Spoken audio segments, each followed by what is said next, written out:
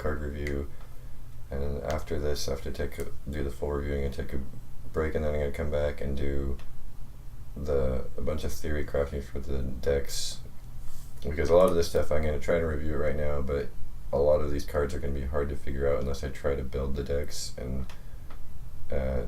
you can kind of try to think of it a little bit for the most part, but some of them you kind of have to try to build out, and then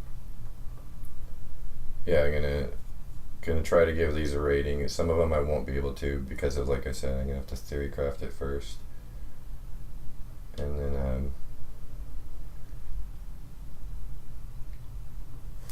yeah, I'll do a star rating like this, and then I'm gonna switch over to this is like a nicer format. Once they post all the ones up here on Hearthstone, I'm gonna switch over here. But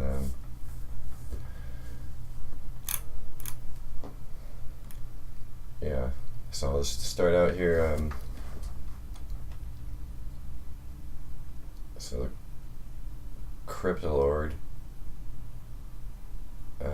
Oh yeah, I also, before I want to start, like, a lot of these reviews are like, especially with like the pros, are like super negative on almost every card, and it's pretty ridiculous. It's almost like they're not giving you a review of the card, because some of the cards, yeah, they're bad, but they're not meant to be good, and a lot of people just don't seem to get that some cards are supposed to be bad on purpose for balance reasons. Some of them are for reasons like balancing out random effect cards like Glyph, or this like a new minion that summons a Death Rattle minion, or like Stonehill Defender, stuff like that. Some cards are meant to make things worse, or like random spell effects, and then other cards are specifically meant for like very niche situations, and or tech cards, and of course, yeah, the card's only going to be good in this one situation. That's what it's built for, and yeah. So I'm going to evaluate tech cards. I'm not going to evaluate based on like, oh, is it always going to be a 4 out of 5? I'm going to evaluate it for the situation that it was designed for. Like, how good is it? Like the anti-Jade Druid card would be a good example, because that one's really good against Jade Druid. But of course, its stats are really bad for what you like, just as a minion in a deck that's not going to be affecting that stuff in. That's not going to be playing a lot of 1-mana spells or any 1-mana spells. So yeah, that card's not good against those decks, but it wasn't supposed to be. So like, yeah, I think it's weird how people just trash cards.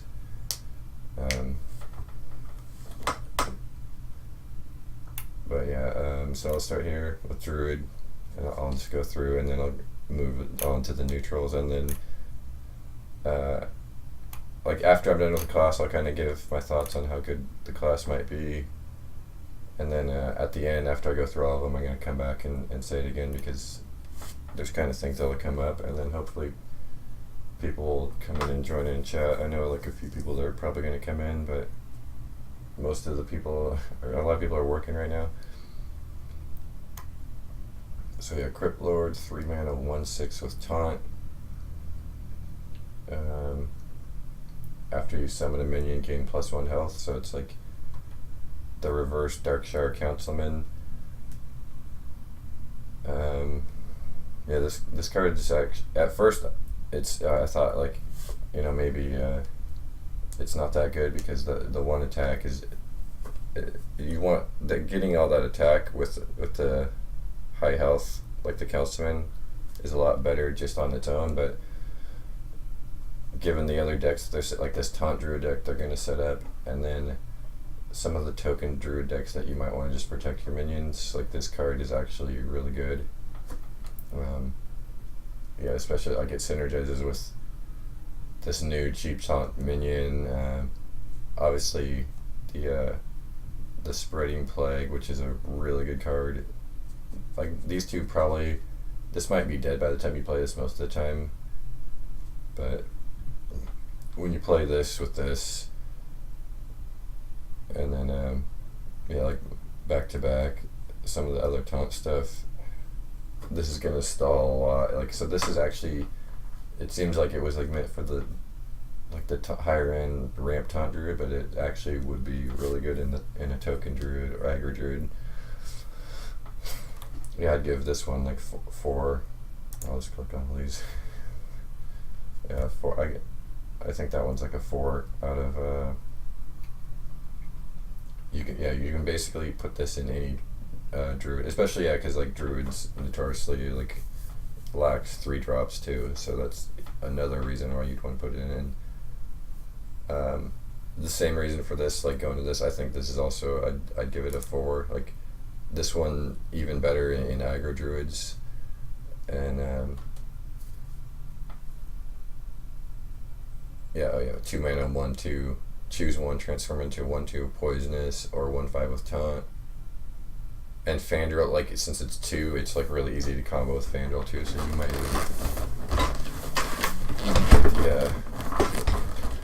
the 2/5, the 1/5 with poisonous and taunt off a lot, and that's gonna be like really annoying. But mostly you're just like, on the turns that you don't get wild growth or innervate. I mean, well, you can do innervate in this, but when you don't get wild growth, you could play this card. I'm not sure if there's room for it in like the slower higher end taunt druid. We might just, again, I'm gonna have to build a deck for that, but it's definitely a good card. Definitely 4 stars. So we got Fate Spinner, 5 mana, 5/3. Choose a death rattle secretly, so they don't know what you chose, but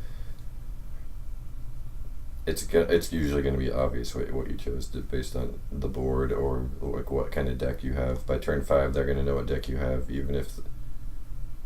I mean, it's very rare that you're going to be able to trick them with this.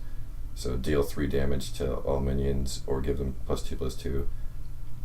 And so like a lot of people I think are underrating it because of the fact that they're going to know what you're choosing, but that doesn't change the fact that in like token druid or like the aggro druid build, like, so what if they know you're going to choose +2/+2? Like, are they going to like let you do 5 damage to the face? Like, it might be worth it actually for that, but even so, you can just trade the minion in yourself, so it doesn't even matter because it has such a weak body. This is like for that purpose, in the aggro deck, it's like they're not going to prevent this from going off unless they use a silence on it, and it's not even that great of a target to silence really. So this is, it's going to go off, and then the same deal with the 3 damage in the decks that you like. Druid's weak for board clear, so this is actually a pretty good board clear. It's 1 more than swipe, and it does 3 to everything, and it's slower, so they can trade in knowing that that's coming, but that means they're trading in and then you're clearing the board a little bit, so it's not as good as like other decks 3 damage AoE, but it's decent. It is a 5 mana 5/3 body, but you're playing it for the effect, not the body. So it's a little overpriced for the effects. But I mean, if you talk about like it's a little the effects themselves, it's not actually that overpriced, but because they're slow. Also, they're getting delayed like 1 extra turn, then they're overpriced. That's why this card's not like great, but a lot of people I think are just saying it's like a 1 or 2 stars. I think it's like right in the middle, like around 3. And then so we got Harder Knocks. I still don't even know how to say this one. 9 mana 3/7. Death Rattle. Summon your top minions that died this game. So it's really powerful, but really slow too. Because besides it's being like 9 mana, it's also got a kind of low for that stage in the game. It's got a low attack, and then but it's got high enough health to where it's gonna tank a hit. So you can't like if they ignore it, you probably can't trade in on the first attack. So if they're about to finish you and they ignore it, then you're not gonna get back all your taunt minions right away. It's gonna take. You're gonna play this. The next turn, you probably won't get the taunt minions back, and then the turn after that, then you will. But there's other minions that they've released that can trigger or summon a copy. There's like that Prince card, which I think is the most one of the Prince cards. It's like the summon a 3/3 copy. I think it's probably like the most underrated card in the set. But yeah, that one you can do a copy of it, and then that 3/3 will die. Like if this one doesn't die on the next turn, that 3/3 will for sure. And then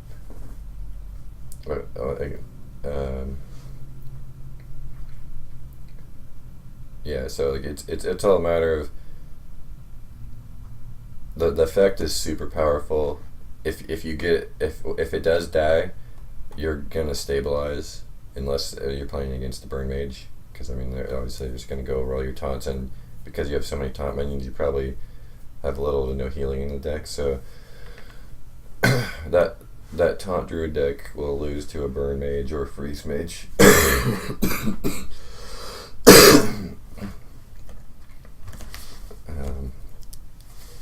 But yeah, it's got potential. I want to build the deck before I give this a final review. For point wise, for now I'd put it somewhere in the middle, around 3. But after I build the deck and see how it stacks up against other things, it could be really good, because I don't think it'll be that hard to get that late in the game. It's like, especially because when you're druid, you're ramping, so 9 mana isn't actually as expensive as it seems. But cards like this Spreading Plague, like that's gonna really stall. Like that's almost like a 2-turn stall right there. Like especially against aggro. I mean, against aggro, if you get to turn 9, you won already anyway. But yeah, I'm not sure how a bunch of decent to good taunt minions is gonna stack up against the other control decks, because a lot of these new like stall and add more the new taunt minions and a lot of new stall mechanics for that druid got, they have low attacks, so they're not a threat to end the game. So they're a little better against aggro than everything else. And then I'll do this Death Knight last, because I kind of want to think of this other stuff. Yeah, like I already pretty much talked about this card. This card is really. I'd rate this like a 5-star. Like honestly, or 4.5. I don't like a 5-star system. I think a 9 out of, like a 10 point system with is better. But like, yeah, like if it's aggro token druid and then you just play this, or even like, remember you could innervate this, or you probably have wild growth at this point, so you're playing this even as soon as turn 4. So you're gonna get like 4 to 5 minions, maybe even more if they're playing like fireflies and stuff. You're getting a 1/5 with taunt for every firefly they throw down, even if it's buffed up to a 2/3. Yeah, that's gonna stall for so long, and then you can buff those up yourself with cards like this. But I think people aren't noticing too. Like why I'd give it not just a 4 but 5 stars is you can use this in aggro decks too. Like even those same like token and like more aggressive versions. Like even if they have like if it's a control deck and they have like, you can either just trade in your small minions and get more, or you could just get a couple of these 1/5s with taunt and then cast your buff things after that, or use it to protect your Pterodactyls and stuff like that. And maybe if you have a Bitter Tide Hydro still, you can stop it from getting abused. So yeah, this is like one of the strongest cards in the whole set, I think. And then Stonehill Scavenger, 4 mana, 2/3. Battlecry, give your minions 2/2/2. Your top minions. So it's like a bolster plus a body, and like the body is, I think bolster 3 or 2. I think bolster was only 2, but it might have been 3. And then either way, if it was 2, then yeah, you're getting value because you're getting like the Crocolisk body plus like the spell. So that, I mean, that's actually kind of like having this as a body. I actually think is kind of a downside in the deck, because then it's harder to combo with other stuff. Like I mean, that's a 7 mana combo right there, and that's not worth it. Or you're more like, so you're gonna have this down. Let's say you want to like drop this and this, like you have to wait till turn 6 just to do that. Like doing this, because it would be a 9 mana. Like that would be really slow. And so, but if it was just a spell, it would be, it would be 2 or 3 mana, and so you could get it off earlier. There's another. I don't think I can. I think this one's just, it's more towards the average, maybe like 3.5 stars. I might bump it up, give it a little bit higher rating, but it might be like 3. It could even be 2.5 actually, and just because it's like a little slow for what it does. Like if you put it in like like a token taunt druid, yeah, again, like, so I'm gonna have to build those decks and see. Like, oh yeah, that's I mean, that's something about these reviews is like a lot of people have other guys to collaborate with, or they're like reading all the other reviews first and then doing it, and so there's probably a lot of things I'm forgetting. So that's why I also hope some people jump in here sooner than later, and then if people come in later, then I'll just jump back and ask people if there's anything about these that stand out, because there's probably some things I'm missing. I mean, there's gonna be, I feel like I did a really good job in the Angoro set. Like I got like most of the predictions right. I got cards right that other people got wrong, but there were still some that I didn't. Like I got like Stonehill Defender wrong, and pretty much everyone did on that. But yeah, there's just things like you don't think about. Well, Stonehill Defender was more of like, you have to like, there's kind of like 3 levels to the reviews. There's like, there's stuff that's obvious, so you can see if it's obviously good or bad. But then there's things where you kind of have to theory craft the deck at least first to figure out if the card's good or bad. And then there's the third one where even after you theory craft it, it's kind of like you have to like test those cards out in actual gameplay and see how good they really are against other current meta decks. And that's what Stonehill Defender was. Like, you even theory crafting wasn't enough for that card. Ultimate Infestation, 10 mana, deal 5 damage, draw 5 cards, gain 5 armor, summon a 5/5 ghoul. Yeah, so this one's got insane value. It is 10, so like it's pretty late, but I mean, you're killing something on the board. Even if you have no cards besides this, then you're in a good state afterwards for card draw. And you put a minion on the board that's a good minion, and then you gave yourself some health. So like normally like a 10 mana card that does like good stuff, it might be a little too late, a little too slow, but I don't think this is too slow, because it does so much. Like it's basically like one of the good Kazaka spells. Like the only thing it's missing is AoE. That's gonna be the only time when then it's a dead card, is when like they have a big board and just killing one minion and gaining health isn't enough to keep you alive. But again, like any of these mana costs on Druid, you can almost look as like 1 or 2 less, because if it's a 10 mana one, obviously then it's going to be a ramp deck that has a ramp. So yeah, really this is like a 9 or 8 mana, and then if you innervate, maybe less even. So you can get to this sooner than people would think, and then yeah, so the board won't be like so out of control. You could probably save yourself with this. I don't think you definitely don't run 2 of these, because if you did draw 2 of these in your opening hand, you just insta lost the game. So that's what keeps this from being like, I think, from being like a perfect. I give this like a 4.2 or something, or 4.3 maybe.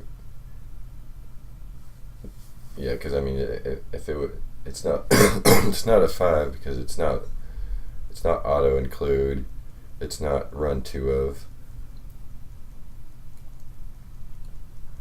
Okay, solid card. Oh yeah, and I will say like that. I'll just bring it up later. Never mind, I'll talk about it.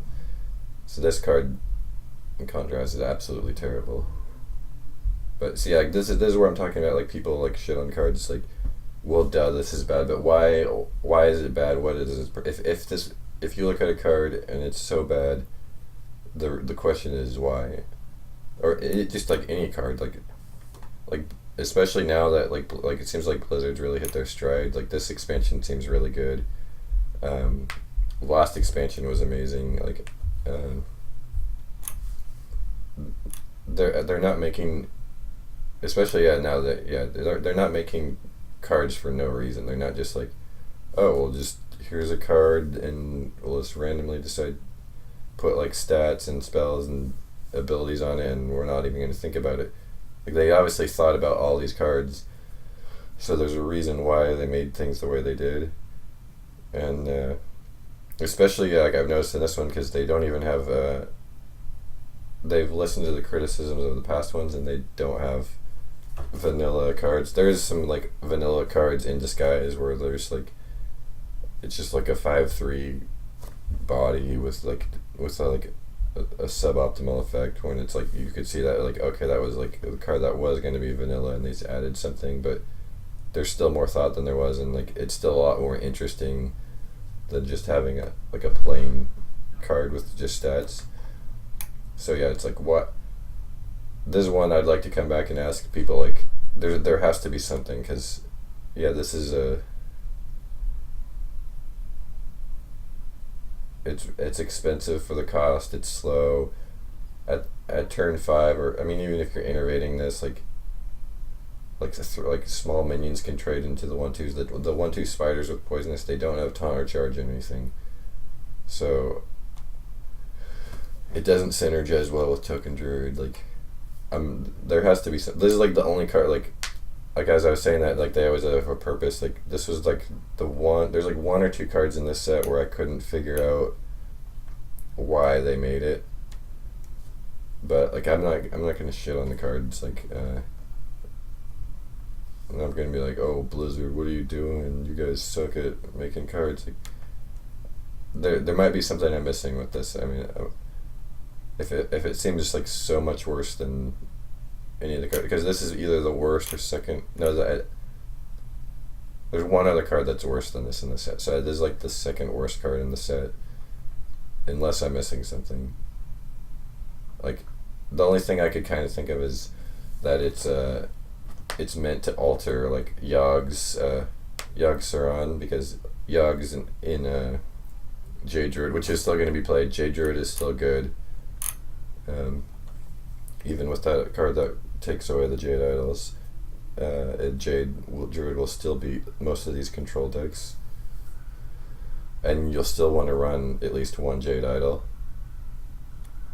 You'll probably want like a 1 of a Jade Idol to be safe, but at first you could probably just still run 2, because people are going to be playing crazy decks and they might not be playing that other card.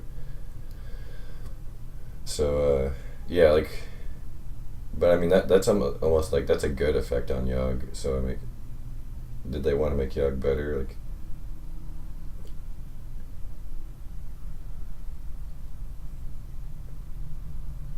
what other spells it's probably meant like it could be meant to be a nerf to discover spells, but is there any card that just discover any spell from any class currently?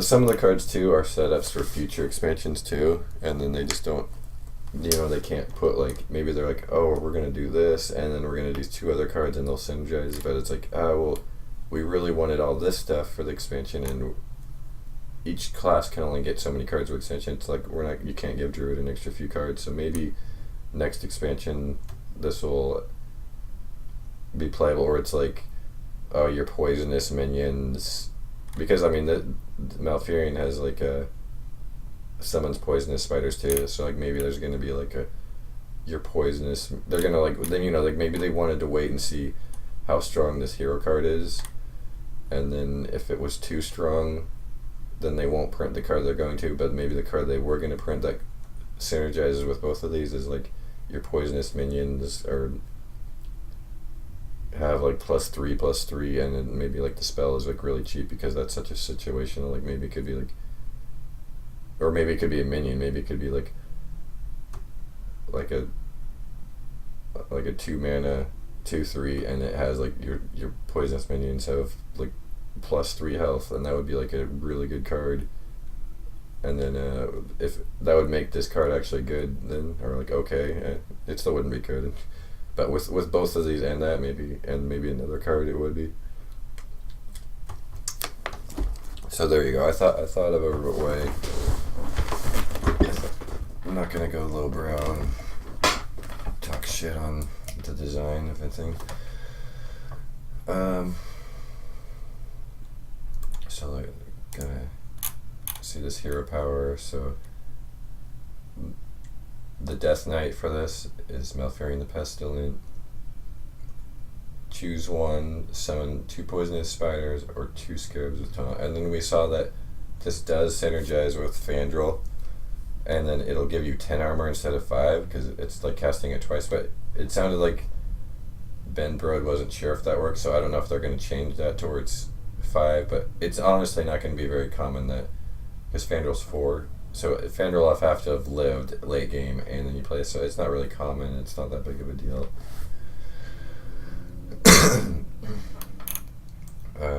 The extra 5 armor, I think like it should be on purpose, because like it's kind of, it would be really hard to purposely get Fandral to live like that late, and you probably want to play him earlier anyway. So yeah, I mean you're probably going to be choosing the taunts because that's going to stall you and it's later. This is actually the Death Knight that's the hardest to evaluate, I think, because it could be like very good or it could be just like it could be anywhere from 2 to 5, but it's probably more like, my initial like thought would be that it would be rated at around like 3.5. It's like, it's like, I when I say I'm rating these, I'm not rating on their system. Their system on this site is really weird. Also, yeah, like I said,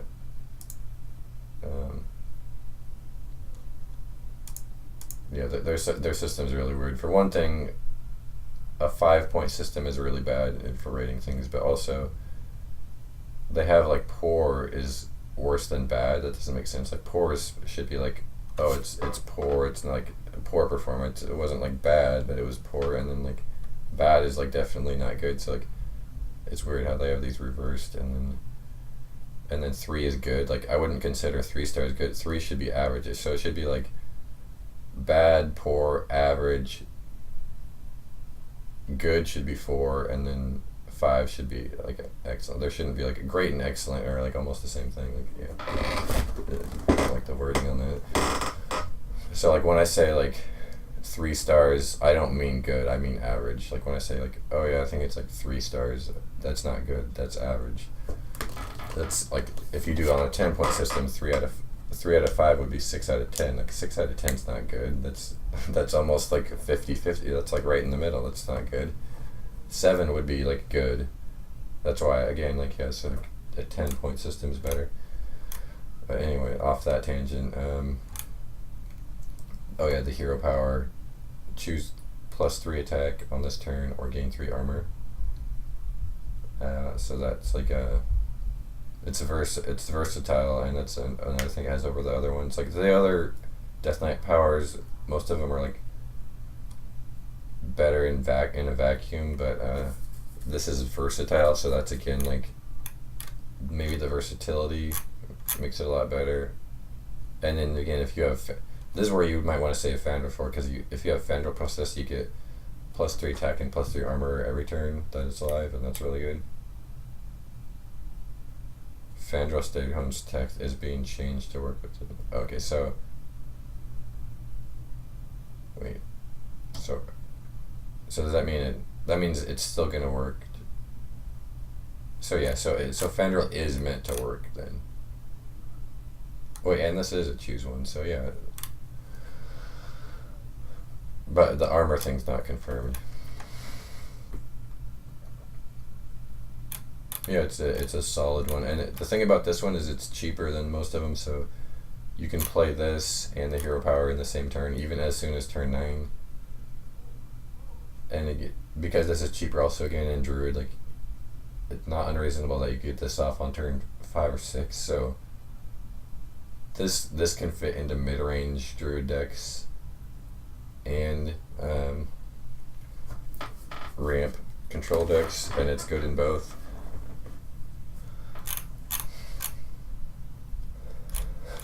So yeah, this is the one that's hard to review. I don't want to give a star rating on that until I can build a deck. So yeah, Druid, they got like a whole new archetype. They got this control taunt thing, and they might have gotten like some kind of off the side mid-range deck too with this hero power or with this hero card. But for sure, there's a control ramp taunt Druid that will be.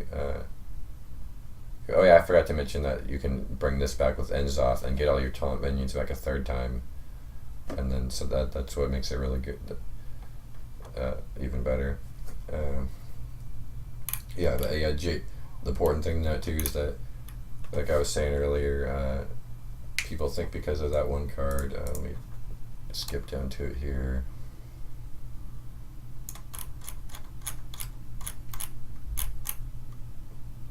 Just because it will come up a lot. 6 mana. Skull King, guys. So the 6 mana, 4/6 battle cry, destroy all 1-cost spells in both hands and decks. Like people are thinking that Jade Druid's completely dead because of that, like, which is not true. All you have to do is look at Eater Secrets. So like, Secret Mage, or none of the mages based on around secrets died out because of that card. And I think even in Wild, like I don't play a lot of Wild, but I don't like Secret Paladin is still good, I think, even with Eater Secrets. But yeah, like Freeze Mage didn't die because of Eater Secrets, and like neither, like you can still play like Secret Mage, Burn Mage, and just straight up like Freeze Mage. Yeah, like all those rely on secrets, and none of them have died out at all because of Eater Secrets. It keeps them in check a little bit. So yeah, I mean, this card is going to see play, but even so, like even if like every single person ran that card in every deck, Jade Druid is still good, because even without the Jade idols, you're still going to be building huge Jades, and I'd still run a 1 of, like right now I'd probably run a 1 of to be safe, but like honestly, like at first you could probably even still just run the exact same Jade Druid deck, and it's probably going to be, because everyone's experimenting right now, it would be like one of the best, if not the best decks. Like that, and of course Pirate Warrior is always good when a new expansion comes out. Like if you want to be a scumbag and you hate fun, and you just want to, or you like never hit legend before, and you just want to get there. Like Pirate Warrior and Jade Druid are gonna be the two decks you'd want to choose for the first week or two. But I mean, like, what's the point? Like, yeah, there's no point in getting legend if you just like choose your way. Like, it wasn't, you didn't get there by skill. You didn't have fun doing it. you just made the game unfun for other people. So yeah, I don't know. I like, at least Jade Druid's more creative than Pirate Warrior, but even still, like, what you've been seeing Jade Druid for like 6 months. You're just gonna keep playing that? Like, what's the point of even like playing this game when the expansion's new if you're not gonna play the new cards? Like, but yeah, I mean, if you want to run a one of, like, so even if a deck, what happens if you run one Jade Idol is the deck is pretty much works exactly the same as it did before. You just like have a less chance of drawing it with the auctioneer, like when you want to later on. You're gonna have to wait a little bit longer probably. That's what's gonna happen against decks that don't have that card, that don't have the Geist in it. But the ones that do have it, so they're gonna burn it. But your Jade deck's really good against control anyway. And then yeah, I don't know, by the way, this isn't going to be an aggro, obviously. Probably not. Yeah, I don't think you'd put it in any aggro deck.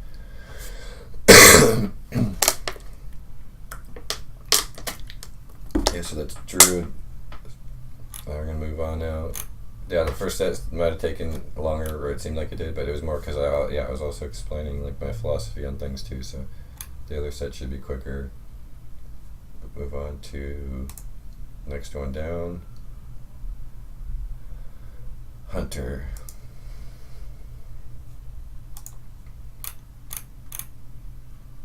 Alright, we got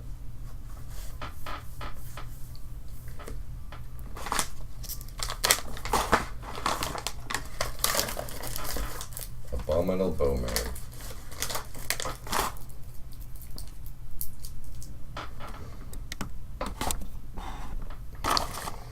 Death Rattle, summon a random friendly beast that died this game.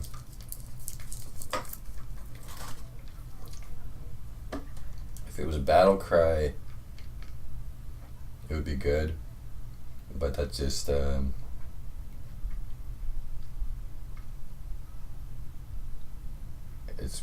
it's gonna be too slow. Most of that. I mean, let's see. If you played this on turn 5, then you could play that on turn 6, but you'd be playing that inside of the high main, and you wouldn't want to do that because you actually want your high main to die.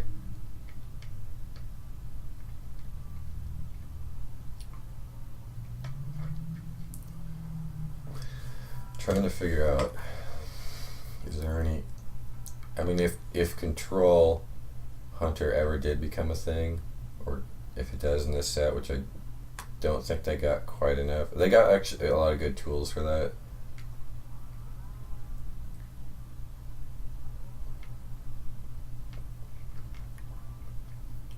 Yeah, I'm gonna say this is like 2 stars. There's not a lot I can say about this. It's just too slow. Not good enough. You might be summoning like a really weak beast. You might be summoning like a 1/1. Because I mean, even in the decks that you would put this in, you still have to like have early minions to play to get there and survive, and so there's a good chance that you're going to be summoning like a beast you didn't want back. Bear Shark, 3 mana, 4/3, can't be targeted by spells with hero powers. It's a good stat line. It sets up for turn 4 Houndmaster. I mean, it is going to die to anything else that's a 2 or 3 minion. So I think it's a little overrated. I think it's more of like 3.5. It's above average. It's above average, but you can't hit it with the spells, but it can die to most of the weapons. can die to most of the 2 and 3 drop minions. And then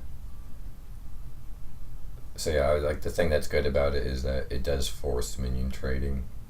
So like if that's what you want to do with your deck, then it's worth it.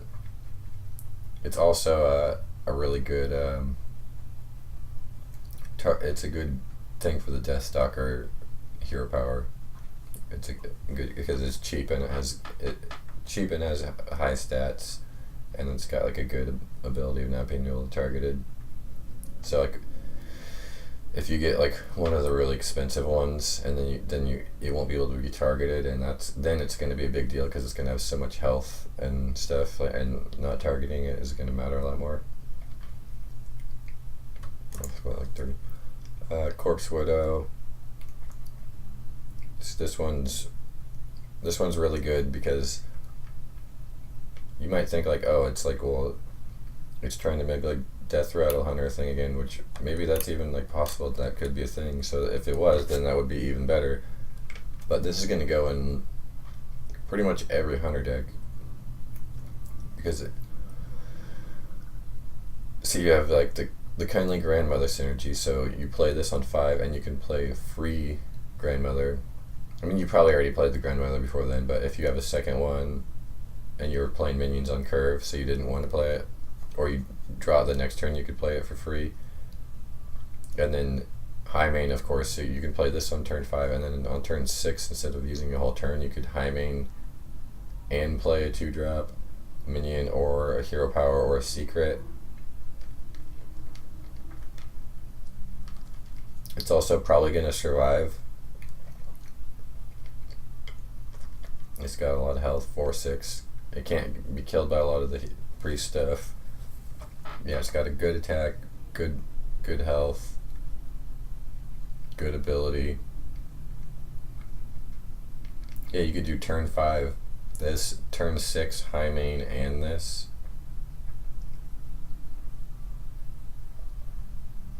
All enemy minions. I'll skip to this since like it's a death rattle and it's relevant here. Like 4 mana 2/1, death rattle, deal 2 damage to all enemy minions. So Hunter's getting another 2 damage AoE. They already have explosive trap, and then they've got Unleash the Hounds for their other AoE. So they needed this. I feel like maybe it should have been a 3 mana. It is a little expensive. But yeah, again, if you get it with that, it's cheaper. But I mean, this is yeah, you know, now that I'm looking at it, it's worse than I thought, because it's basically, you know, it costs the same as Consecration, and then you're getting the extra 2 on body, but then they can play around it though, and you don't, the death rattle doesn't go off immediately unless you're playing with this. So I'll just skip over this. It's like but then it's a 5 mana Consecration. Oh, but actually, you know what, then if you are playing with that, you are getting that AoE twice, so you're getting, it's a 5 mana Flame Strike at that point, but they can play around half of it. I know, it's interesting. With these other cards, with that being cheaper, with that, so you could turn 5 this, turn 6, you could play both of these and have 3 mana left over. So you could play, like, with the extra 3 mana, you could play one of your new 3 mana minions. You could play Animal Companion, Bow, and then a secret. If that lived. Which it probably would. Yeah, you know what? This, on second thought, yeah, first I was thinking it was good, then I was thinking it was bad. Now, I think this is going to be one of those Stonehill Defender type cards. Not that it's going to be as good as that, but it's going to be like that in the sense that it's going to be really hard to see how good I think this card is until we see what the meta is, and if we know or not if Hunter is playable. Because so in Ungoro, obviously Warlock was the worst, and then Hunter had like a playable-ish class, but it was the second worst. But it was like those two classes. Like Warlock was definitely the worst. Hunter was definitely the second worst. And a lot of the classes improved even more. So I don't know. I don't know if Hunter will be playable. They have potential though. This Corpse Widow and Secret Hunter could be okay. I don't think the Secret Hunter will be good enough, but again, I'm gonna have to see. This is like ones where for sure, at least I'm gonna have to theory craft to evaluate like this professor and this, probably even the Deathstalker. We'll move on to this Deathstalker next. Okay, it's probably the worst Death Knight. Maybe the second. Yeah. The ability of itself is actually one of the better ones, and the cost and everything, and what it does, but the class that it's in, that it's doing this in, it doesn't synergize, at least yet.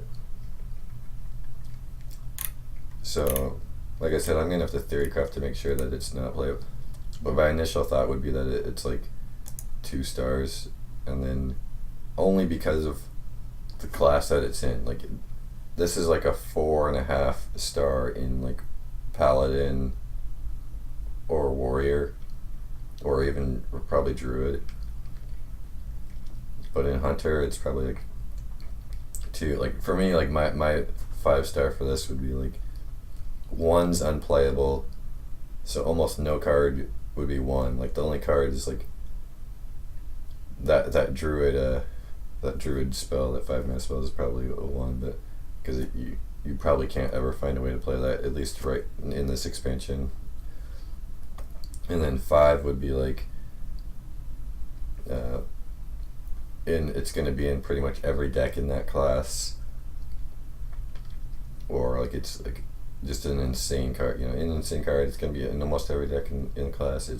If it's a neutral, it'll be in like almost every class. Like we'll have at least one deck that'll play it. Like then the Lich King is, I think, a 5 star. That's like the Dr. Boom of the set. Like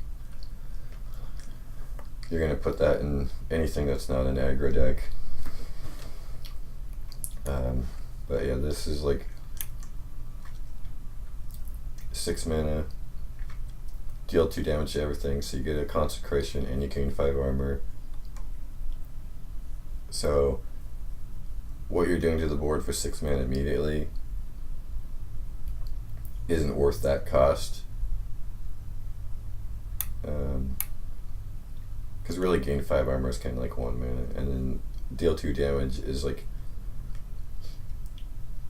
even when it's kind of overcosted, like as a Consecration is, but we have to compare it to like an actual spell, Consecration. So it's 1 mana overcosted for what it does immediately, and then like that may or may not like doing 2 damage on turn 6 is probably not going to wipe the board. It's probably only going to kill half of it. And then yeah, like I said, the power is really cool. Hero power, craft a custom zombies. If anyone's looking at this and they haven't seen, like, I mean, this was the first card revealed. You discover one beast, a random beast, and it could be, and then you discover a second random beast, and then it takes like the stats and the mana cost and adds them together. So if it's like if it was like a bear shark and this Stitch Tracker, then it would be a 6 mana 6/5 that can't be targeted by health spells and hero powers, and discover a copy of a minion in your deck. And so there's something to note, like this is something that also you have to play the deck out more, because there's certain cards, they said in an interview, where like there's certain like beasts because of the way like battle cry works. It's really confusing. I don't even understand it because of the way like battle cry works, and like it counts as like the way it counts as an ability. Like there's certain cards that you actually can't pick together that you thought you might have would have been that are OP. Like it's not because they're too powerful. It's just because like the way that like battle cry works, like, and it's a confusing explanation that. But like basically there's certain beast combinations that aren't possible that you would think that there are there. They're just like you can't like choose that beast and then choose the other beast that you're thinking of. Like some of them, not every beast combination is possible. Also, like obviously you can't choose a beast that's gonna cost 11 mana, like a combination of beasts, which is a good thing. That would make the card a lot worse. So yeah, probably 2 stars, because Control Hunter probably still isn't a thing. It might have been able to be a thing, like, but like there's a lot. Priest, Paladin, and Warrior, which were already good at being control decks, all got like a lot more control tools. So a Control Hunter probably can't stack up to them. And then the early game, again, they got a couple, and they didn't really get any like early game survival. They got like this, and then you can downmaster it. Other than that, they didn't get any minions to survive early against like Pirate Warrior and stuff, so I don't think Control Hunter will be a thing still. Move on to Professor Putricide. After you play Secret, put a random hunter secret into the battlefield.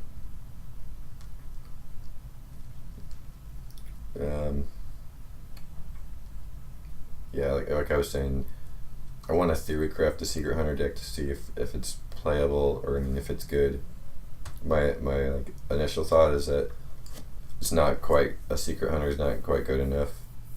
Like maybe in 1 or 2 more expansions, if they get one more secret thing, then it could jump from being just like not quite good enough to like, oh, this is kind of broken. But yeah, it's definitely interesting. I think it's a fun card. I like it. Yeah, 4 mana 5/4. After you play Secret, put a random hunter secret into the battlefield. I think it's probably gonna die. If you play it on curve, you probably won't. It'll probably just die. You probably won't like get it. But it's good enough of a body to where you can play it on curve if you have to. It's got like, that's a lot of stats, but that would be a waste. So you're probably gonna want to wait till turn 6, or unless you already had the Cloaked Huntress on the board on turn 3 and it survived, then you could play this on 4, and then you could play like maybe like 2 secrets, and then you get 2 more, and that would be really good. But that's a I don't know, maybe it's not too rare of a scenario. I mean, you would have to draw all of that, so it's not a common scenario.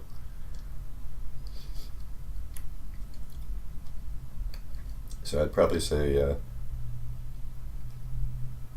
like 2.7. I'll give it a 2.7 for now. Stitch Tracker, 3 mana 2/2. I guess they didn't get many beasts. That's weird. Yeah, there was way too many beasts last expansion. They don't need more beasts. 3 mana 2/2 Battlecry. Discover a copy of a minion in your deck. This is along the same lines as this. Like, I would probably lean towards like 2.5 to like 2 stars. Like 2's like just a bad card, but just because it's like that in and of itself, that's a really good card in another deck, not in Hunter.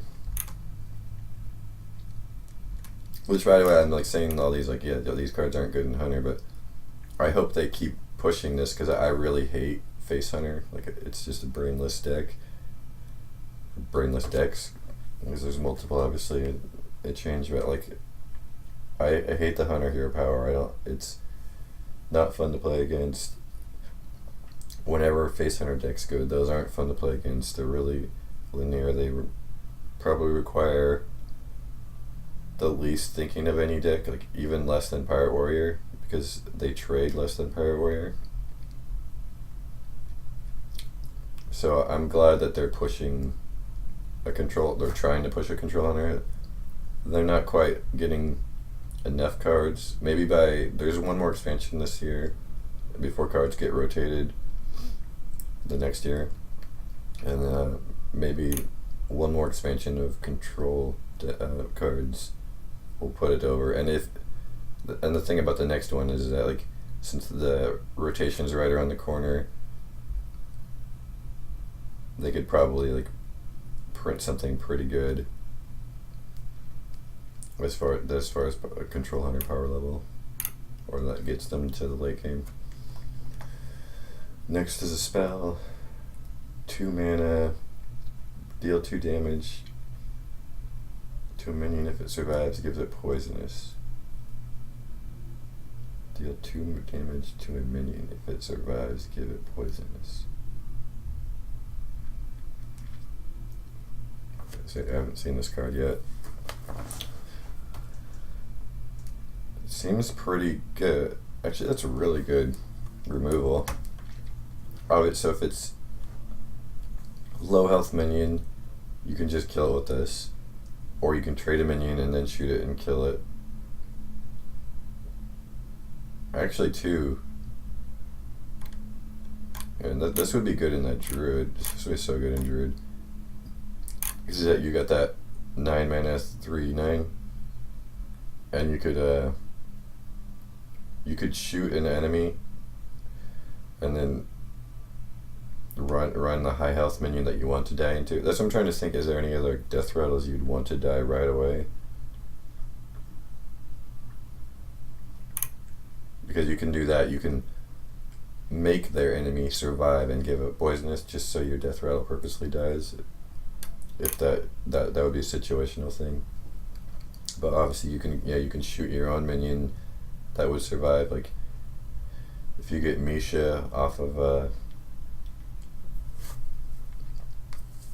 your spell, you shoot it and then give it poisonous,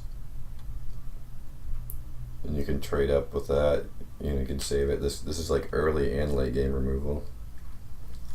This like might be one of the best things they got. I think like I don't know why people are rating it so low. That's a really good card. Unless what am I? Like I'm saying all this stuff, so I don't feel like I'm missing things. I think am I assuming too much? I think it's like a 4-star. Like the only downside is like, what decks do you put it in? Like, or what do you remove? I guess, but like,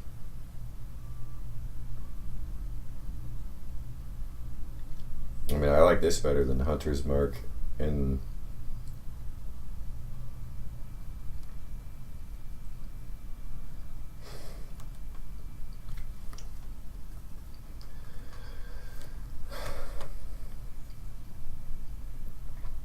I like it better than Deadly. Yeah, I like it better than Hunter's Mark and Deadly Shot.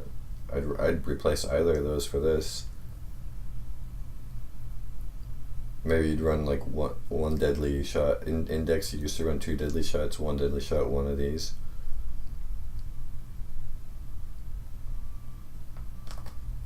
If you had to run only one of like Deadly Shot, Hunter's Mark, and this, because I mean decks have done that in the past more often, I'd probably run just one of these.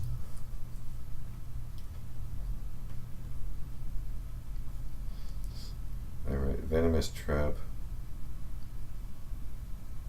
Because I mean, yeah, if there's like a big minion on the board that you need to kill, right? And your minion was probably gonna die to it anyway, by like multiple minions trading up into it. So instead, you could just attack damage your minion's not that big of a deal. I mean, a lot of hunter minions do have 2 health. But. And then we got the snake trap, venomous trap. Secret: when one of your minions is attacked, summon a 2/3 poisonous cobra. So I mean, it's on the same power level as. It's got 1 less stat than snake trap, but it's got poisonous. Bear trap, again, 1 less trap than bear. Bear's got taunt and more. Nothing spectacular, not terrible. Again, if you're getting this randomly off of this for free, then that's really good. You kind of have to think this is like more of like a it's more of a meta choice of like what secret do you want to run if you are running secrets. The poisonous cobra might be good. You know, against those druid decks that are summoning all those 1/5 taunts, you could kill like 3 of them if they didn't buff them up first. Even if you could kill 1 and then they'll buff it on the next turn, and yeah, nothing special. Like it's probably below average. It's probably like a 2.5. All right, that's Hunter. Yeah, like, and I pretty much already said, yeah, it's it'll still be one of the worst 2 classes I feel like so far. Like, I'll go back and say again, but yeah, Warlock might leapfrog it, and it might even become the worst class. And yeah, Control Hunter is probably not going to be a thing still, and Secret Hunter will probably be their best deck, if not because their vanilla mid-range, it just basically got like these 2. Oh, I guess, yeah, vanilla mid-range might still be the best, but Secret Hunter could be okay, but it probably isn't good enough. Let's see if Hearthstone updated theirs. Oh, I think they did. They got the Dread Scale Knight. Okay, sweet. This I like this format. I like the way they display theirs better. Like, because also with this one I'll leave this one up in case I have to jump to it.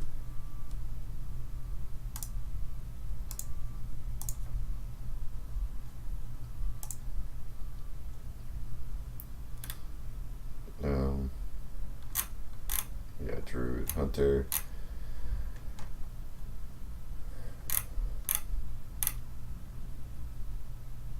Alright, well, on the mage.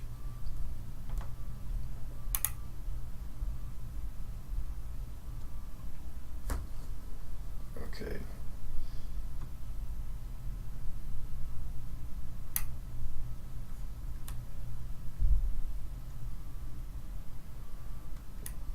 So yeah, and this will actually be good too, because normally, like, sometimes it's confusing to talk about like the legendary card, because they synergize with so many other cards, so then you gotta go talk about other ones. But it's kind of almost like the reverse in this one, because of these Death Knights. It's like, oh, what are these other new cards? How do they affect the Death Knight thing? That like a lot of them are meant to synergize, like half of them for each class directly.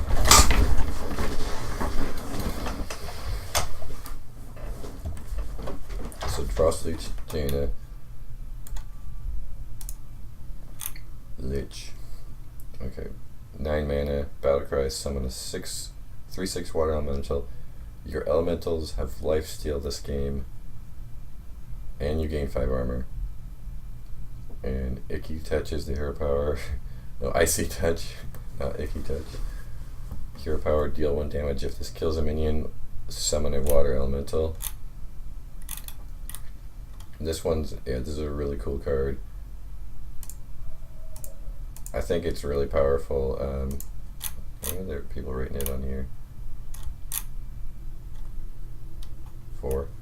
Yeah, it's slow, But mage is one of the classes that can afford to be slow, because I mean you're gonna have ice blocks, you're gonna have so many freeze effects anyway, especially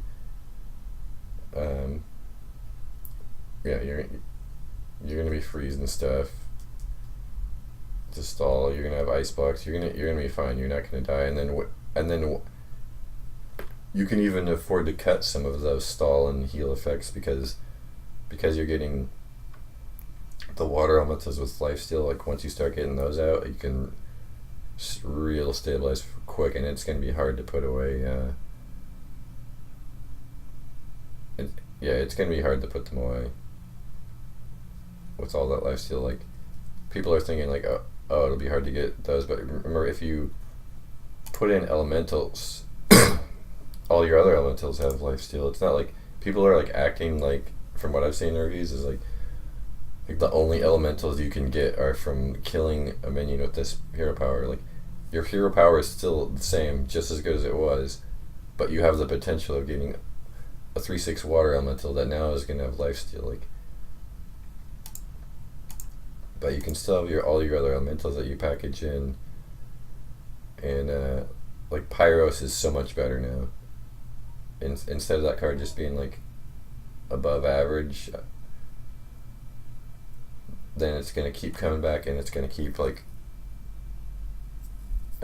well, by that time it's probably, maybe you've played it twice. You can wait. You might want to wait to play the 6/6 body until you after Lich, because then you're gonna probably get 6 heal right after that, and that's good. But then yeah, if you get that 10 down, instead of that 10 mana 10/10 being like too slow to play, now it's a 10. It's got 10 lifesteal, so you're gonna be. And usually you have to trade multiple things into that, so it's probably gonna get at least 10 health back for you. And yeah, I don't know, like if you just throw this in freeze mage, that's pretty scary. Like that's why I wonder, like you could cut. I definitely think in decks that you had Medivh, I'd honestly like cut Medivh for this. You're getting like, yeah, it costs 2 more, but like you're getting a better immediate effect than Medivh does, and then on follow-up turns you can just like keep surviving, and that's gonna synergize with if you're like burn mage or freeze mage, that's gonna keep you alive until you draw all your other cards that you need to finish them. You also got like the 5 armor instantly.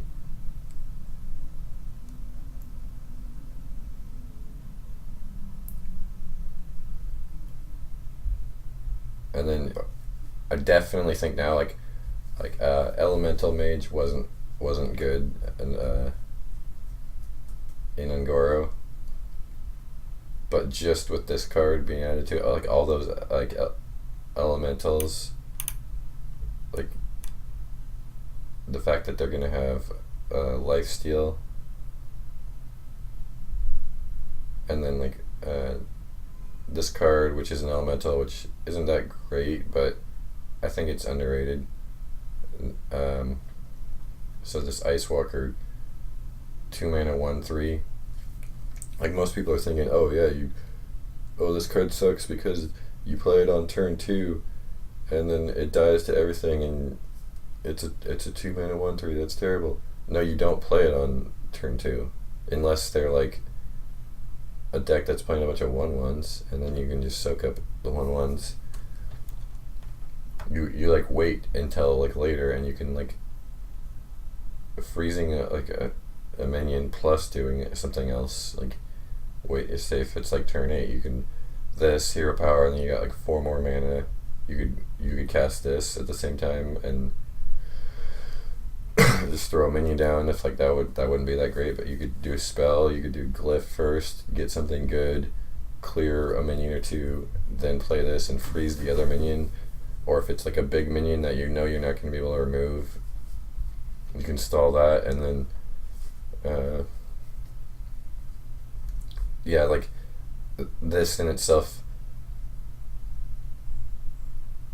isn't that good in mage existing mage decks. But if you throw back more elementals, like if you're going full elemental, and you have like a blaze color, then on that turn where you like turn 5, say you play this, you freeze something, and then you're doing 1 damage to it, and then you can like on the next turn you're gonna have blaze colors activated, then or like on turn 7. I mean, sorry. So if you, like I was saying, like you did one of those turn 6 plays. So then this is also an activator. That's probably like the biggest thing I think people are missing about this card, is that it's an activator for your other elementals. Which, I think doing a full elemental deck will actually be playable, and you just play it as like a control style deck, like more similar to the way you play like current control paladin decks, where you just like keep putting minions down that have good trades, and you have so much healing now. You just keep healing up. You have like maybe 1 ice block to stall you till you get your like more, like till you get this down, and like you get more like elementals on the board for healing after that. Maybe 1 ice block, 1 ice barrier. But yeah, you have this for your activators. You have it for the 4/5 that chooses another elemental. Yeah, so I think this is one of the more underrated cards, I think, of the set. It's going to be really annoying to play against in minion fighting decks. Yeah, but like people are, let me guess, it's like, well, actually regular people are rating this really high. It's just like, from what I've seen, all the from the handful of like pro reviews I've seen, people are rating it low. Okay, move on to Cindergosa. Summon 2 8-mana 8/8 dragon. Summon 2 0/1 frozen champions. I'm mostly excited about this, not in mage, but just discovering it off of in Dragon Priest, because I love Dragon Priest. I know people think it's boring, but I like it. Sorry. I just love Priest. I love it. All Priest decks. Yeah, in mage, of course, you can ping your own 1 frozen champions, so you'll get the the frozen champions are 0/1s that add a death rattle, add a random or legendary minion to your hand. And so this card is slow, but again, like this mage, where you're just like you're just gonna be, if you put it in the elemental one where you're just self-sustaining for so long, then you could fit this in there in a control mage. Again, and there's also, with these new cards, like mage probably has like the most playable archetypes. We'll see how playable they are, but they're getting elemental mage is now going to be a thing. There's just going to be like a straight up regular control mage that just has a bunch of different cards, and that should be a thing too. And then they have all their classes that were playable before are still playable, like Burn Mage, Freeze Mage, and Secret Mage are all still playable. Oh yeah, and Quest Mage. Quest Mage actually got better too, so I don't know how much better. I don't know if it's enough to make it the main Freeze Day or one of the main Mage decks, or maybe if it got pushed into being broken, but yeah, so this is a little slow, so you can only put it, I don't know if you can put it in Freeze Mage or Burn Mage. Like I said, you might be able to swap out, that spot, there's like the rotating spot in Burn Mage where like, I think you could put this in instead of a Medivh.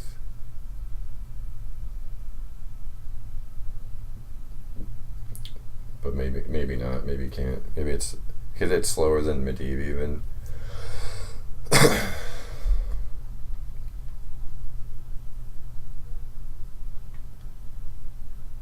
But I mean, it has like a bigger downside and a bigger upside. Oh yeah, I didn't give this a star rating. I think this is like a 4, like a 4.3, 4.5 stars maybe, like 4.2, 4.3. I think it's very good. It's Syndergosa, not quite as good. Little slow. Like I was saying, like this card is more of like it's a buff to. Well, I mean the card just came out too in the same set, but the dragon neutral that discovers a random dragon. It's a buff to dragon priest more than it's a. I mean, obviously it's in mage, so it's like it obviously doesn't hurt mage to add this in. But I think this helps out dragon priest a lot. Even though, yeah, in priest it's harder to kill those frozen champions. Although you do have the one AoE, the lifesteal AoE. I think like the frozen champions being killed are people are it's not as big a deal as people are saying it is. Like it's not as hard as, because like at that stage in the game you're gonna have to like throw an AoE down at some point, and that means you're gonna be killing the frozen champions for them. And if they don't, if you happen to play this, then they're gonna be getting like 3/6 lifesteal water elementals out of them and a legendary. So it's going to summon a lifesteal elemental. Those are like, the dream is getting both of those, but that would be really slow. That would take a long time. We'll see if that's possible. I would say this is more of like a 3.5. I think it's above average, definitely. I'd say like a 3.5. It's not like great. It could be great. I don't know. In certain decks, it has the potential to be great, but it's probably just like above average. And then sometimes it's going to be bad. Moving on, Glacial Mysteries. Put one of each secret from your deck in the battlefield. So I mean, so it's like Mysterious Challenger without the, but it's without the body. The 6/6 body, and it costs 2 more, but it does, like the mage secrets also are 3-mana secrets. They all cost more, and they're way better secrets than the paladin one, so it does have the potential to be like pretty oppressive and be really good, but that's why they made it cost more. Like in the dev interview, there was one that said that originally this was 5 mana, and then but it was just too good at 5 mana. So that tells you that obviously, yeah, this card is at the right cost. This is too good or good. So at 5 it was too good. So that means 6. It was either good. It was either still too good or just good, and 7. Yeah, so I bet like 6 was still, it's still too good. And then 7 was probably like, it's good, but yeah, the 7 was probably like it's okay, and then 8's like it's not that good. It's not good, but like they might have just jumped straight from 6 to 8, where like 6 or 7 might have been like the better spot mana cost for it, but they might have purposely put this at 8 to nerf Primordial Glyph. And that's why like some of these cards, like this card, it has potential. Like you could put it in the quest mage, and then that gives you an extra chance at duplicating your Sorcerer's Apprentice. So in case one gets pulled out by one of the 2 new cards that disrupts your deck, there's like the Gnome Viratu. So like Gnome Viratu can like pull a Sorcerer's Apprentice, and like people are saying Gnome Viratu is like bad, like terrible. I disagree, like because like it's a good tech card, because if a secret or if a quest mage ever became really good, or even like freeze mage is good, those decks do want to get through, draw through almost their entire decks. So when you burn one of those cards, it actually does matter. And if you burned one of the Sorcerer's Apprentice, which is like the key to just going infinite with the spell damage, or if you burn like an ice block, which is a key for freeze mage to stay alive, then that's a really big deal, and because those decks will draw through their decks. But yeah, like other than that though, this card could do some tricky things. I mean, you could always copy the low cost menu. You could always like save it for when your hand only has good, like if it only has an Antonitus and you get 2 Antonituses or 2 Medivhs.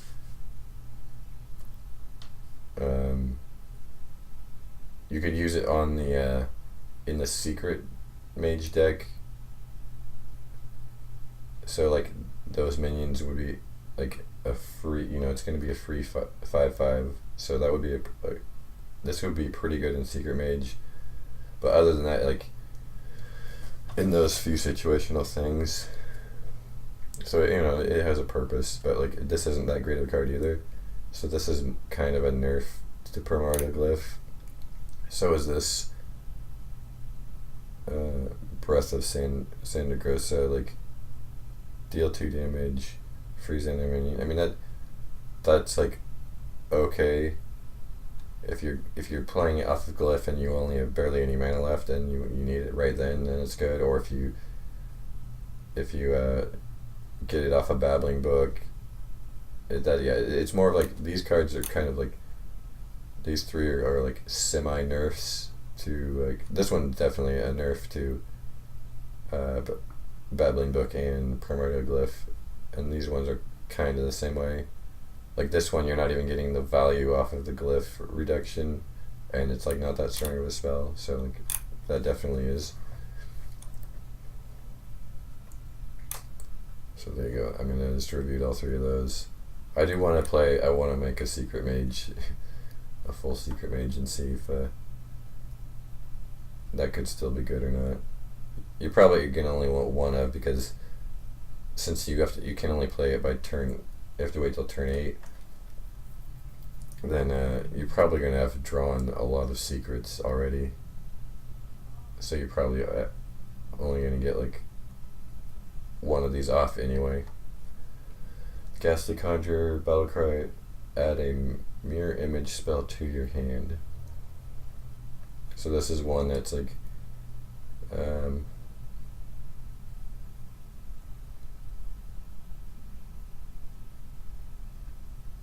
you can use it in the Quest Mage. That was like that was the card that it got off of this expansion to make that slightly better. And they're smart to not like make multiple cards to make it more playable, because it's pretty close already. But it's not like, I feel like this is going to be kind of a lackluster card in like a 4-mana 2/6. Like the body, the fact that it doesn't do anything else, like it's not going to be killing anything like mid-sized or big. Like a 4/3, like one of those like 3-mana 4/3s can trade into it like twice, and so you're just getting like the mirror. Again, I mean, yeah, it's a good stalling card. I'm trying to think, like, would you want to put one of these in Freeze Mage, or like, you definitely don't want it in Burn Mage, right? You could put it in, I mean, you might want to run even 2 of them in like, if you were doing like a Control Mage or Elemental Mage, just because in those decks, especially just like the Elemental Mage, you're going to be minion trading anyway, right? So that'll like, that's another body on the board to help you trade a little bit with your other elementals. Yeah, this is one.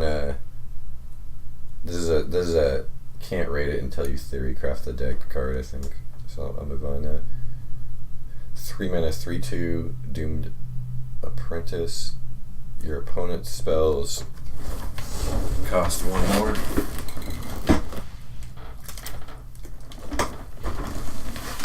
So it's Sorcerer's Apprentice. It's Reverse Sorcerer's Apprentice for 1 more. think it should have just cost the same as Sorcerer's Apprentice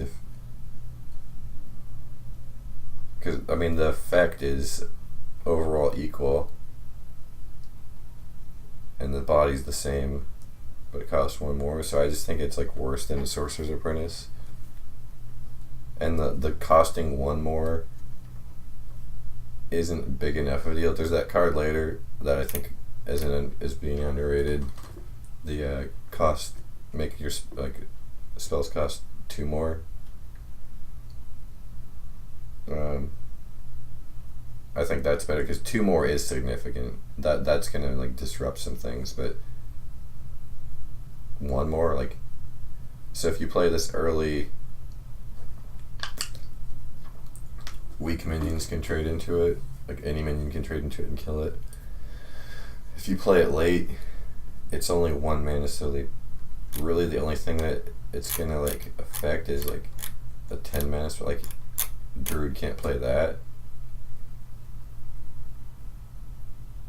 unless they have the Innervate. They can still play it.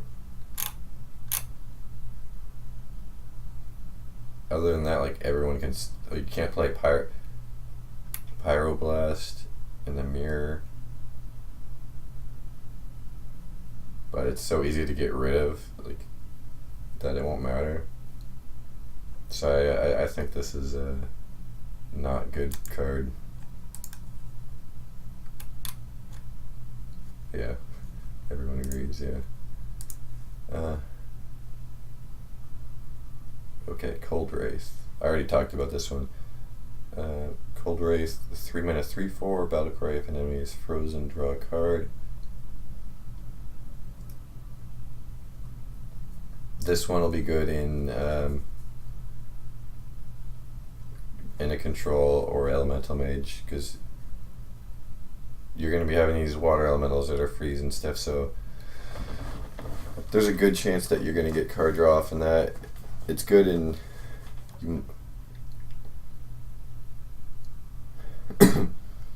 you might be able to put this in freeze mage too. You might be able to swap out like a loot hoarder, like 1 loot hoarder for 1 of these. Because you're going to be freezing the board so much. I mean, a lot of times with freeze mage, you're like freezing on curve, Frost Nova, Doomsayer, Blizzard on 6.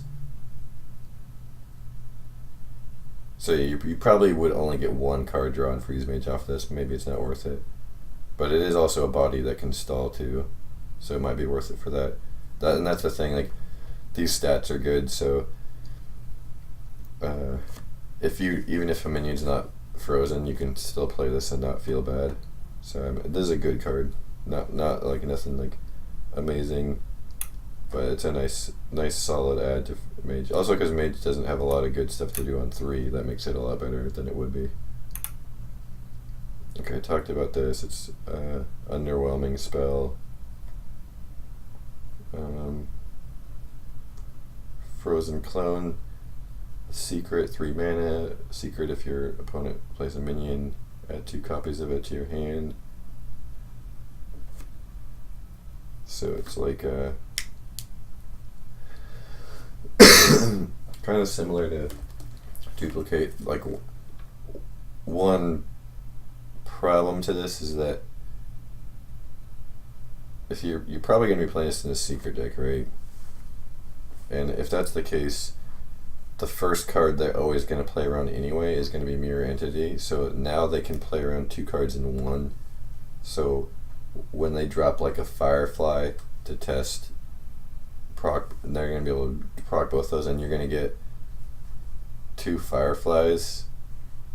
You're going to get 3. You're going to get the 1 on the board, and then you're going to get 2 in your hand. Like, and that's like okay-ish, but yeah, then you're spending to get 2 Fireflies and play them. That's 5 mana.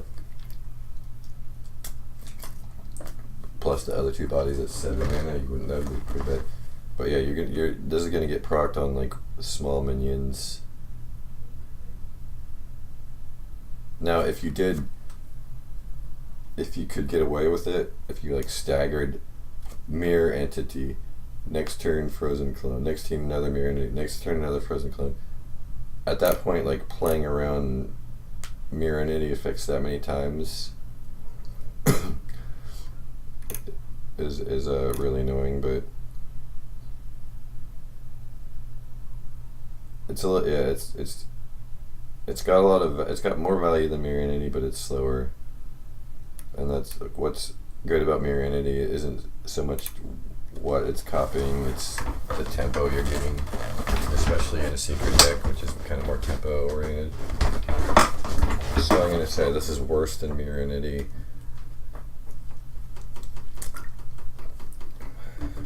Might be a good pick off of glyphs sometimes though. Yeah, so below average, I think. Alright, moving on to Paladin. One of my two favorite classes are Priest and Paladin. And looks like Paladin's going to be after like just looking at all the cards so far without like fully reviewing them, my initial thoughts is that Control Paladin and Control Warrior will be the two best classes, or Tempo Warrior, like a Tempo Warrior and maybe a Control Paladin, but for sure Control Paladin will be. I'll have to build the Warrior one to see like which version of Warrior will be really good, but the Warrior Death Knight and this Death Knight are both really good. Those are the two best Death Knights. This one's probably the best. Maybe the Warrior one might be a little better. It's hard to say. This one fits better in an already existing deck that's already like tier 1, tier 2. So that's probably makes it better.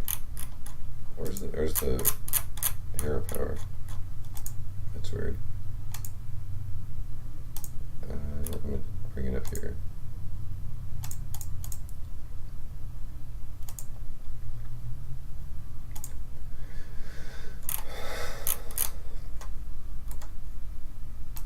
So you got Uther, the Ebon Blade, 9 mana, gain 5 armor, equip a 5/3 lifesteal weapon, so it's like an Ashbringer, but it also has lifesteal, and that means 5 of lifesteal, so it's significantly better than True Silver. Not only has it got the 1 more attack and 1 more damage, but instead of just healing for half of its damage, it heals for the full 5.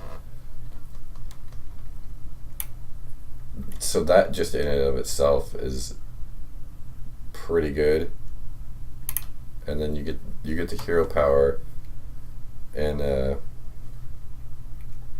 I think this hero power is being underrated. Like even though like everyone, like people are giving this a 4.7, like talking about how insane this is. I think people are rating this high for the wrong reasons. I think it does deserve the rating. Like this is probably the second best or the best card in the whole set, I think, or the third best. The Warrior Death Knight's really good. It's like this, the Warrior Death Knight, and the Lich King are like the 3 best cards. Oh, and the Corpse one. That one's probably like 4th, but like those are the 3 best so far that I can think of. And then the why people are interpreting why this is best. People are like this hero power, the 4 horsemen, for 2 mana, summon a 2/2 horseman. If you have all 4, destroy the enemy hero.